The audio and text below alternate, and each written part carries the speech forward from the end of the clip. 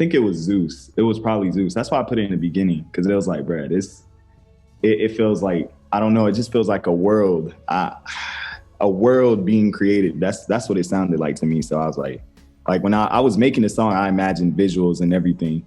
But yeah, it was that song, and maybe the last song on the project, the first and the last song on the project, Bad Time is more like a little, a love song. It's more just like raw emotion. But yeah, it was those songs. I felt like Bad Time needed to be in a project just to like more so like hold that spot. This project was more so like a spot holder. It's just like, yo, this is the beginning, just a placeholder. You know what I'm saying? Something to look back on years later and be like, okay, that was what it was when I was 22. I mean, when you see Greek mythology, like it stems back from like, I don't think it was necessarily Greek mythology that started it off. It was just like the idea of like a alternative realities, dystopian realities, like just things being so far from like our standard perspective and like our angles of like viewing things that so things like little Harry Potter, like I'm saying, a lot of nerd shit when I was young. Like even in the hood, I was on my nerd shit. So like, yeah, Harry Potter, a lot of anime, Greek mythology. I really started looking into it around the time where I think it was 10th grade English. We saw Odysseus, and then it was just like, it was just the way the words they used to describe certain things that the gods did. It just felt, I don't know.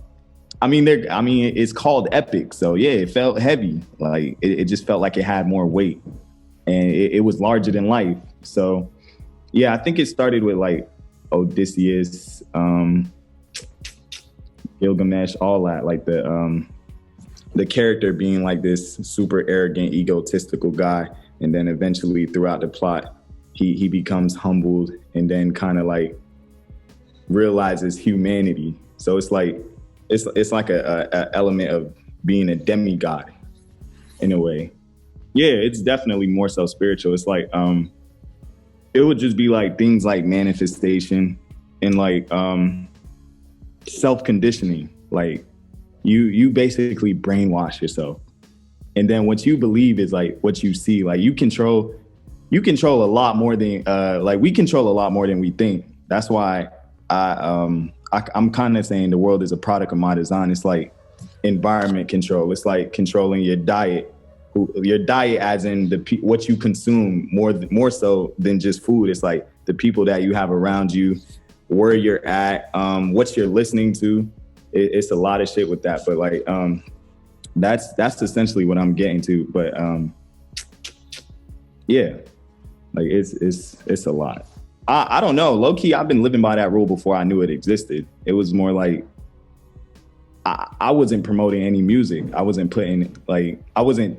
putting it in anybody's faces. I wasn't like, yo, go listen to my music, go listen to my music. It was more so me just like in the crib experimenting, and people would stumble upon it and be like, yo, this is actually good. Did you make this? And now I'll be like, yeah.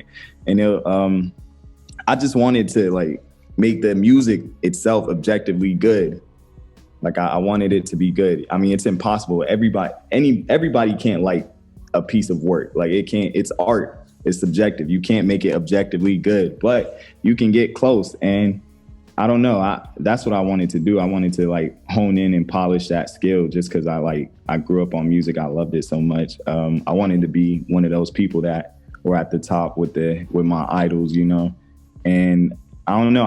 I feel like everybody should low key live by that, because it's like, bro, if you actually like something and enjoy it, why not get as good as it as you possibly can?